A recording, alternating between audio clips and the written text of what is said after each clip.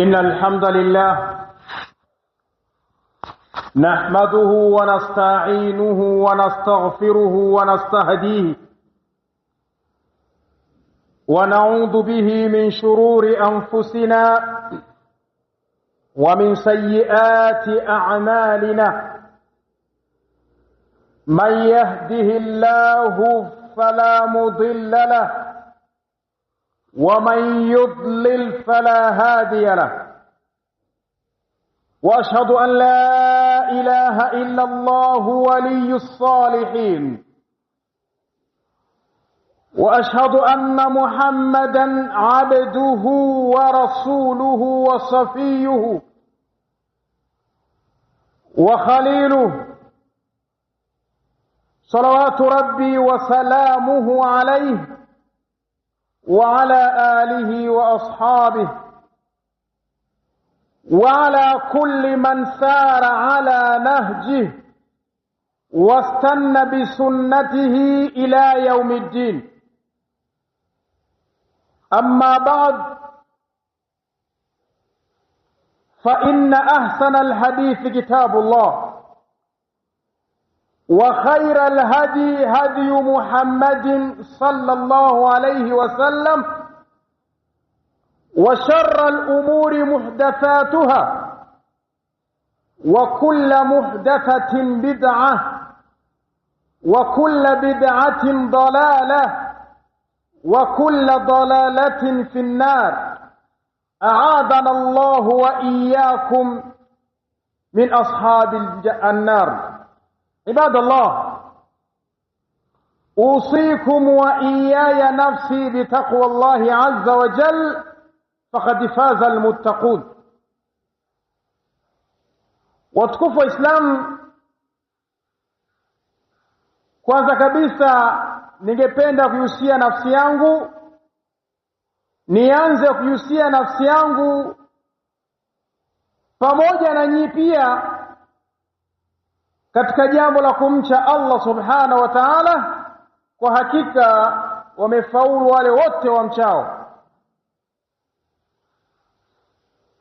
Watukufu wa Islam, khutba itakuwa ni mwendelezo na ukamilisho wa khutba iliyopita, khutba ambayo ilikuwa imebeba ujumbe unaosema kaifa nurabbi abnaana tarbiyatan islamiyya, vipi tutawalea watoto wetu malezi sahihi ya Kiislamu.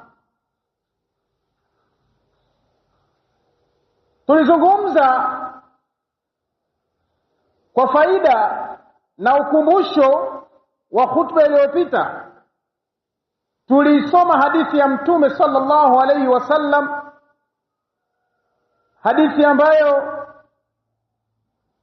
ni muttafaqun alayhi, iliyotolewa na sahaba Abu Huraira. Anasema kullu mauludin yulad ala alfitra, kullu mauludin yulad ala alfitra فأبواه يهودانه أو ينصرانه أو يمجسانه. Kila chenye kuzaliwa basi huzaliwa katika umbile la dini ya Kiislamu. Kikiwa kimezaliwa ndani ya mfumo wa kumtii Allah subhanahu wa ta'ala. Kwa upande wa binadamu, Allah subhanahu, Mtume asema fa abawahu yuhawidani, wazazi wake kwa yule mtoto waliyemzaa ndio wa kwanza kumuondosha katika imani hii ambayo amezaliwa nayo na kumpeleka katika dini ambayo amewakuta wao. Ikiwa baba na mama walikuwa ni Mayahudi, basi na mtoto vile vile watampeleka katika Uyahudi.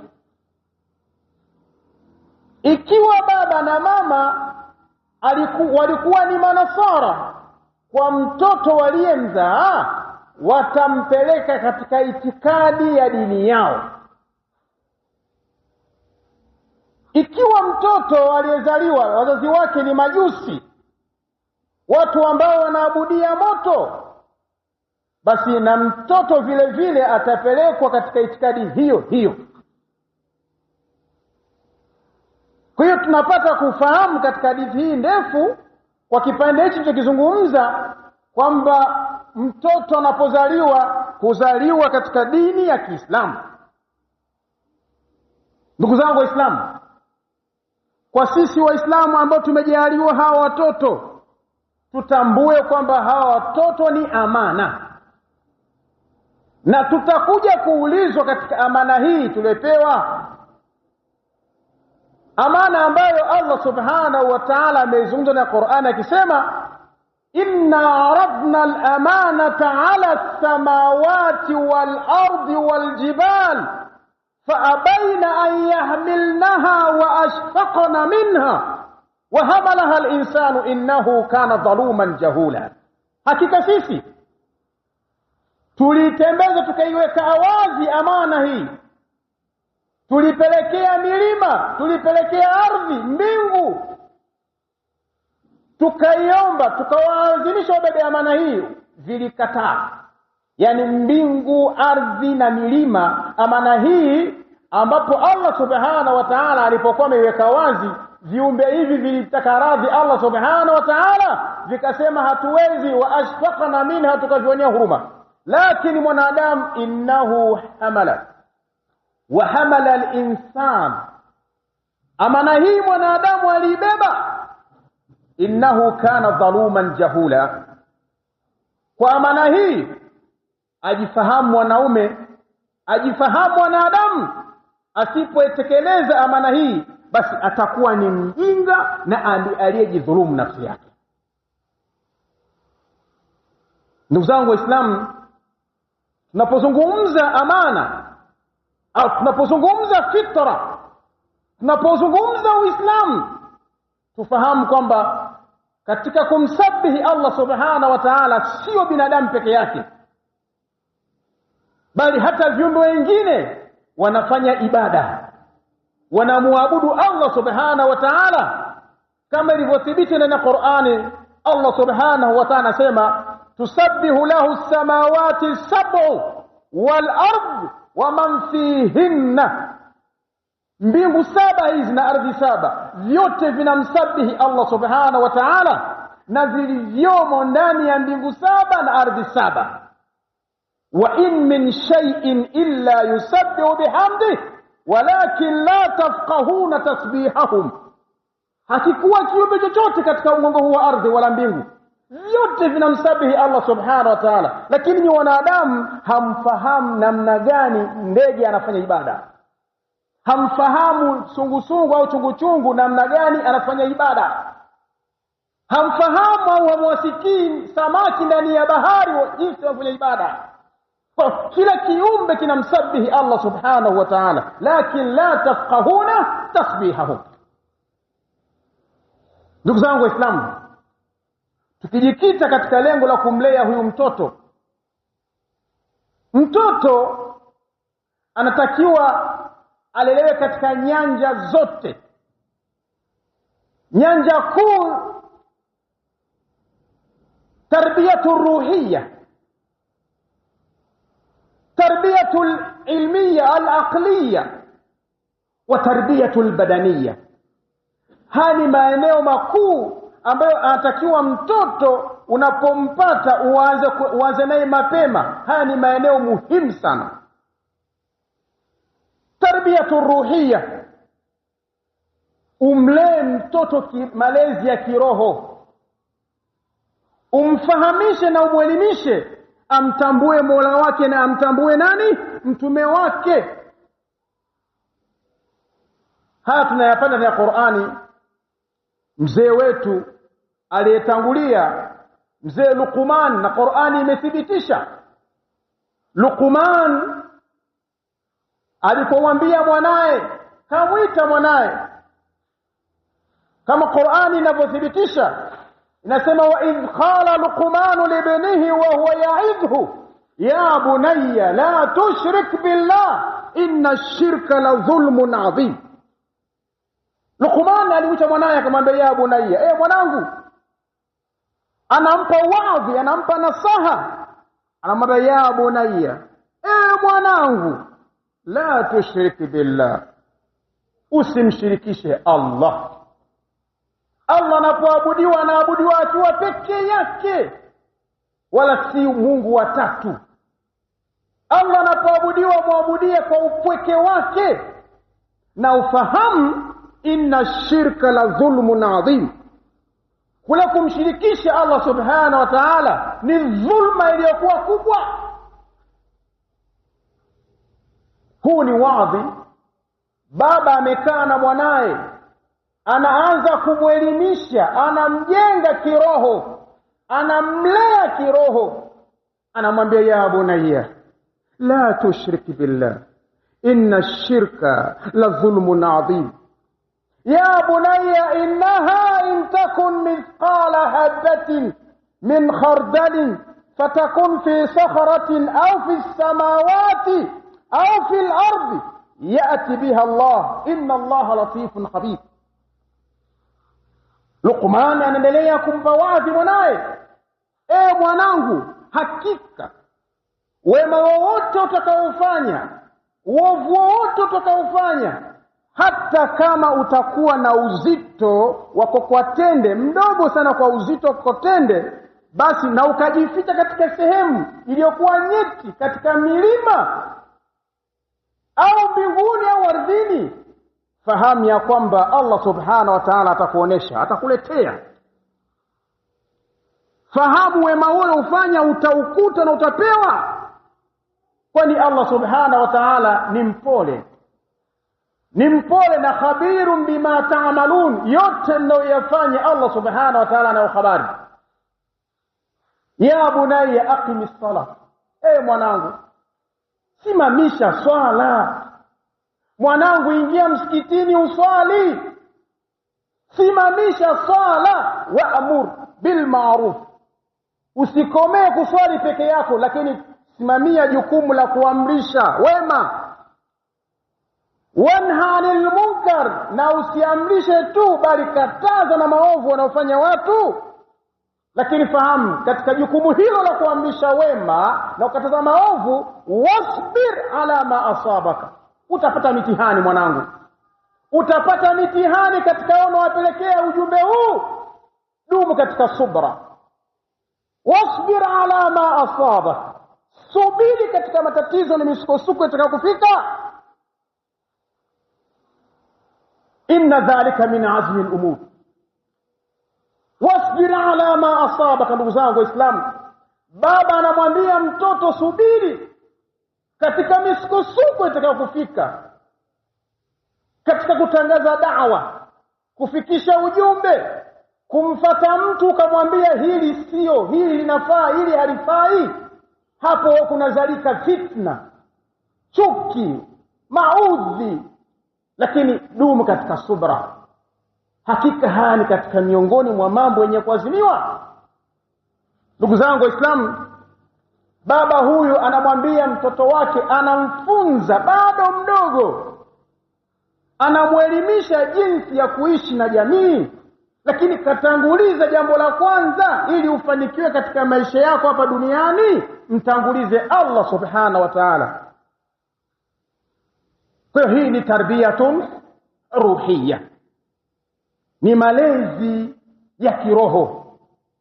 Ndugu zangu Waislamu, maelezo ni mengi ambayo baba huyu anamwambia mtoto wake, lakini kubwa kabisa alianza kumwambia, alimwambia la tushiriki billah. Miongoni mwa aliyomwambia huyu baba kumwambia mtoto wake, wala tusaghir haddaka linnas wala tamshi fil ardi marha inna allaha la yuhibbu kulla mukhtalin fakhur. Anamwambia mwanae, anamwambia unapokuwa unazungumza na watu, unapokuwa unasema na watu, angalia uso wako, usiwakunjie uso wako. Unapotembea barabarani, usitembee kwa maringo, usitembee kwa kudunda kama vijana tunavyowaona. Ndugu zangu Waislamu, Kijana unaweza ukamwita baba, ukamwita mtoto wako, hujaanza kuzungumza tayari kisha kunja sura. Hujaanza kuzungumza mtoto na kukunjia sura. Baba ambaye umemzaa huyu mtoto, mama ambaye umemzaa huyu mtoto, leo mtoto anageuka na kukunjia sura mzazi wake. Ikifikia sehemu hiyo, jiangalie wewe mzazi, kuna sehemu umekosea. Umekosea huyu mtoto mpaka amefikia umri huo. Kuna stage ambayo uliiruka wewe mzazi, ulipuuza. Haya ndo majibu yanakufuata wewe sasa. Fahamu, inna Allah la yuhibbu kulla mukhtalin fakhur. Baba anamwambia mtoto, hakika Allah subhanahu wa ta'ala huwa hampendi kijana au hampendi mtu mwenye kujifaharisha, mtu mwenye kibri, mtu mwenye dharau, hampendi. Akasema waqsid fi mashika waghdud min sautika inna ankara al-aswat la sauti al-hamir. Nyenyekea katika kutembea kwako, hafifisha sauti yako unapozungumza na mtu. Hakika sauti iliyokuwa kubwa, sauti ya kupayuka payuka, hiyo ni sifa ya sauti ya punda. Sauti inayochukiza, sauti inayopaza. Basi elewa kwamba na mnamfahamu punda. Allah anasema inna ankara al-aswat la sauti al-hamir. Hakika sauti inayochukiza miongoni mwa sauti hapa duniani ni sauti ya punda. Ndugu zangu Waislamu, haya mafunzo baba huyu anamfunza mwanae katika misingi ya kiroho. Kwa hiyo hii tufahamu kwamba ni tarbiyatun ruhiyya. Anza nalo hilo mzazi. Hujachelewa kwa mtoto wako. Anza nalo kumfunza mtoto kiroho. Akuige baba, akuone unaswali, akuone unatoa sadaka, anza na hayo maeneo. Wallahi usipofanya hivyo atakushika shati siku ya kiyama. Atakushika shati kama mimi baba hakunifundisha. Lakini kuna tarbiyatul aqliya, malezi ya kiakili, malezi ya kielimu. Ndugu zangu Waislamu, al-Islamu dinul ilm wal aqli. Uislamu unaongozwa kielimu na kiakili. Uislamu haukubatii ujinga. Uislamu unaongozwa katika misingi ya kielimu na kiakili. Allah subhanahu wa ta'ala anasema yarfa'illahu alladhina amanu minkum walladhina utul ilma darajat. Allah subhanahu wa ta'ala atawapandisha juu, atawanyanyua juu alladhina amanu minkum, watakuwa katika tabaka la juu wale wote walioamini. Lakini walladhina utul ilma darajat, lakini wale wenye elimu watakuwa juu zaidi. Kuonesha kwamba elimu katika upande wa Uislamu, eneo hili limeangaliwa sana. Uislamu hauendeshwi bila elimu. Uislamu hauendeshwi bila elimu, bali Uislamu unaendeshwa kwa elimu, unaendeshwa kwa kiakili. Kwa eneo hili ndugu zangu Waislamu, tunatakiwa sisi kama ni wazazi, tunaposimamia hawa watoto wetu, lazima umfundishe mtoto wako. Lazima umpeleke mtoto wako akasome.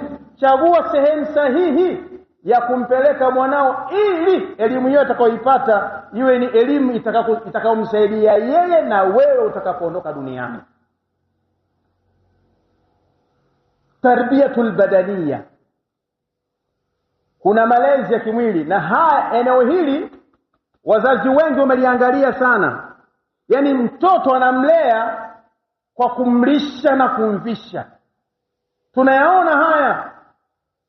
Unaweza kuwa mwanao wewe ni mwalimu unamfundisha huyu mtoto, mzazi anakuja kumtembelea mtoto, baada ya kuangalia nafasi yake kielimu, anamuuliza mtoto, unakulaje? Mbona mwanangu kavaa hivi? Sio eneo hilo tu. Kumlea mtoto laisa it'aman wa kiswa, sio kumlisha na kumvisha, bali kumlea mtoto ni kusimamia maeneo yote haya makuu matatu niliyozungumza. Lakini eneo kubwa kama la kwanza nisema tarbiyatu ruhiyya, mlee kiroho kwanza. Ndugu zangu Waislamu, kwa sisi ambao tumejaliwa hawa watoto, kama nilivyosema, Uislamu hauko nyuma katika kumwelimisha mtu aelewe jinsi gani atamlea mtoto wake. Miongoni mwa mafunzo ambayo mtoto atakiwa kuwe nayo ni swala la kuomba ruhusa. Angalia hata majumbani kwetu Allah subhanahu wa ta'ala amezungumza, ya ayyuhalladhina amanu la tadkhulu buyutan ghayra buyutikum hatta tasta'nisu wa tusallimu ala ahliha. Mtoto mfundishe namna ya kuomba idhini katika nyumba za watu wanapokwenda. Enyi mlioamini, la tadkhulu buyutan ghayra buyutikum, msiziendee na kuziingia nyumba ambazo si za kwenu, hata tasta'nisu, ay tasta'dhinu, mpaka muombe ruhusa kuingia humo ndani. Na mkiingia watusallimu ala ahliha, ukiingia katika nyumba ya mtu toa salamu kwa wale ambao umewakuta. Dhalika khairun lakum la'allakum tadhakkarun, kufanya hivyo ni bora, ni kheri kwenu ili mpate kukumbuka. Fa illam tajidu fiha, endapo katika mji huo hamkukuta mtu, fala tadkhuluha, msiingie, hatta yu'dhana lakum, mpaka mpate ruksa. Wa in qila irji'u farji'u, na mkiambiwa rejeeni, rudini, basi mrudi. Sio unganganie kuingia katika nyumba ya mtu bila ruhusa. Wafundisheni watoto wenu. Hii ni katika miongoni mwa miongozo ambayo Qur'ani imekuja kutueleza. Lakini si hivyo tu, hata katika miji yenu mmo ndani, mnaishi ndani, Allah subhanahu wa ta'ala amezungumza, anasema ya ayyuhalladhina amanu liyasta'dhina alladhina malakat aymanukum walladhina lam yablughul hulma minkum thalatha marratin min qabli salati al-fajr wa hina tad'una thiyabakum min adh-dhahira wa min ba'di salati al-isha, dhalika thalatha awratin lakum. Ndugu zangu Waislamu, eneo hili niliomba na nitushee wazazi, kama ni wazazi, katika kuwaelimisha na kuwafundisha watoto wetu. Allah subhanahu wa ta'ala anasema, enyi mlioamini, waamrisheni, muelekeze watoto wenu wao wanaomba ruhusa, na wale ambao hasa watoto ambao mmewamiliki katika mikono yenu, watoto ambao hawajafikia umri wa baligh, wanapotaka kuingia katika vyumba vyenu vya kulala, liyastadhinu, waombe ruhusa kuingia humo. Katika muda gani? Allah subhanahu wa ta'ala anasema min qabli salati al-fajr, min qabli salati al-fajr, meamka kabla ya swala ya alfajiri. Mtoto akitaka kuingia katika chumba cha wazazi wake lazima aombe ruhusa. Huo ni muda ambao ni muda sio mzuri. Mzazi ameamka bado ana nguo za kulalia zile, sio mruhusu mtoto aingie katika chumba chako. Wa hina tad'una thiyabakum min adh-dhahira, na wakati wa mchana mnapokuwa mmepumzika, wakati wa kailula, mtoto asiingie katika chumba chako. Allah anasema namna hiyo. Wa min ba'di salati al-isha'i, na baada ya swala ya isha, thalatha awratun lakum. Nyakati hizi ndugu zangu Waislamu, Allah anasema awratun lakum, nyakati ambazo mnakuwa mko urian, mko vibaya, hamko sawa sawa katika mavazi yenu, katika miili yenu. Ni mafunzo, ukiangalia ni mafunzo adhim ambayo Allah subhanahu wa ta'ala ameyazungumza na Qur'an. Sikiliza mazungumzo haya ya Allah subhanahu wa ta'ala. Sikiliza maneno haya. Allah anatuambia sisi waumini, muwafunze, muwalee watoto wenu. Wasiokuwa na mwongozo kama huu, changanyikeni tu. Mtoto muda wote anaingia katika chumba cha baba yake, anaingia kivyake tu.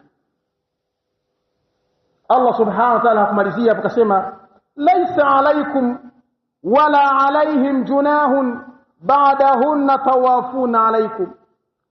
Si vibaya, haikuwa vibaya wala kizuizi nje ya nyakati hizi ambazo nimezungumza, thalatha aurat, nyakati tatu, watoto kuwa wanaingia katika vyumba vya wazazi wao.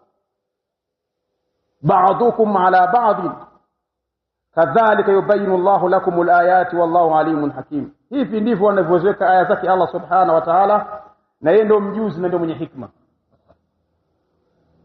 Lakini wa idha balagha minkumul hulm falyasta'dhinu kama sta'adhana alladhina min qablihim. Endapo atafikia umri wa utu uzima, tayari ashavuka huyo muda wote, anatakiwa anapoingia ndani atake istidhan chumbani kwako, kama waliofanya waliokuwa kabla yenu. Kadhalika yubayinu Allahu lakum ayatihi. Hivi ndivyo Allah anavyoziweka aya zake. Wallahu alimun hakim. Allah subhanahu wa ta'ala ni mjuzi na ni mwingi wa hikma. Ndugu zangu Waislamu, eneo hili nimeona kwamba nilizungumze kwa kuweka wazi mmomonyoko wa maadili kwa watoto wetu umekuwa ni mkubwa siku hadi siku. Watoto hawaheshimu wazazi wao. Kumbe wazazi wao ndio walioharibu. Hajui mtoto muda gani aingie chumbani kwa baba yake na mama yake. Changanyikeni tu, anamuona mtoto kama vile mdogo mwenzie. Lakini nitakiwa wazazi tengeneza sistimu hii. Mtoto anapoingia ndani mwako lazima umtengenezee muda, kwamba huu muda huu ni wa kuomba ruhusa, muda huu ingia, muda huu haufai. Na kwa mtu mzima yeye anaambiwa muda wote aingie ndani kwa istidhan. Bali katika nyumba zingine unapomtuma mtoto wako lazima kuwe anapoenda umfundishe adabu ya kuomba ruhusa kuingia katika miji yao. Na akiingia mtoto lazima atoe salamu. Huu ndio Uislamu ndugu zangu Waislamu. Aqulu qawli hadha wa astaghfirullah li wa lakum. Ud'u Allah wa antum mu'minun bil ijaba. Alhamdulillah hamdan kathiran tayyiban mubarakan fihi kama yuhibbu rabbuna ridah. Wa ashhadu an la ilaha illa Allah wahdahu la sharika lahu. وأشهد أن محمدًا عبده ورسوله وصفيه وخليله صلوات ربي وسلامه عليه وعلى آله وأصحابه أجمعين. Watukufu wa Islam, kama nilivyoeleza katika hotuba yangu ya kwanza kwamba tuna wajibu mkubwa sisi kama wazazi kulisimamia eneo hili la kuwalea hawa watoto, na nilizungumza hata katika Ijumaa iliyopita kwamba usiposimamia eneo hili basi lazima utasimamiwa na wenzako. Usipomlea mwanao basi dunia itakulelea mtoto wako. Usipomlea mwanao wewe basi wapo watakaokuja kukulelea mtoto wako.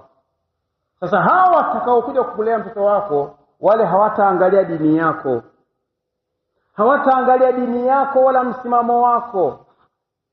Na hapo hapo mtoto anapokuwa ndipo anapokuwa katika sehemu ambayo amelelewa. Mtoto mleavyo ndivyo akuavyo ndugu zangu Waislamu. Mtoto mleavyo ndivyo anapokuwa hivyo hivyo. Iko misemo mingi ambayo ni ya kidunia. Wengine hufikia kusema samaki mkunja angali mbichi, akikauka hakunjiki tena. Yote haya ni maelekezo kwako wewe mwanadamu, kwamba anatakiwa mtoto afundishwe akiwa mdogo. Akisha kuwa mkubwa wallahi wa billahi hatoweza. Niliwahi kukaa na mzee wangu mimi katika ukoo wetu, na muangalia umri wake ana miaka 60.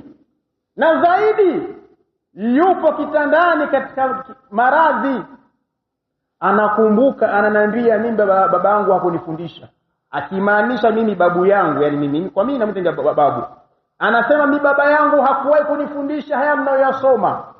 Inna lillahi wa inna ilaihi raji'un. Miaka 60 anasema maneno hayo.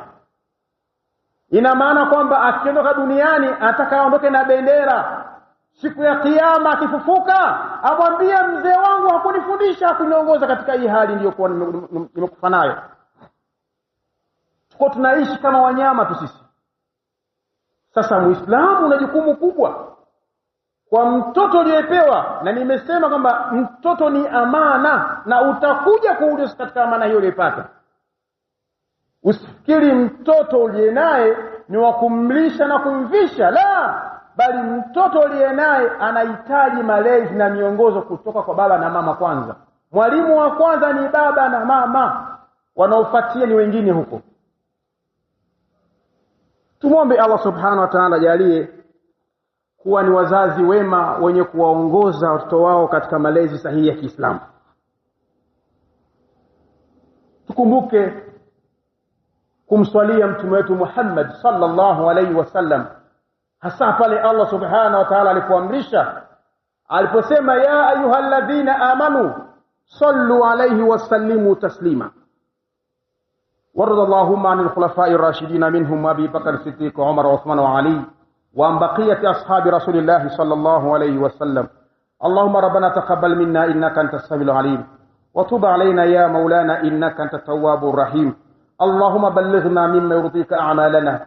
اللهم فقهنا في الدين وجهدنا في الدنيا. آت نفوسنا تقواها وزكيها أنت خير من زكاها. أنت وليها مولاها. ارزقنا قبل الموت وعند الموت شهادة وبعد الموت جنة ونعيما وملكا عظيما. قوموا إلى صلاتكم يرحمكم الله.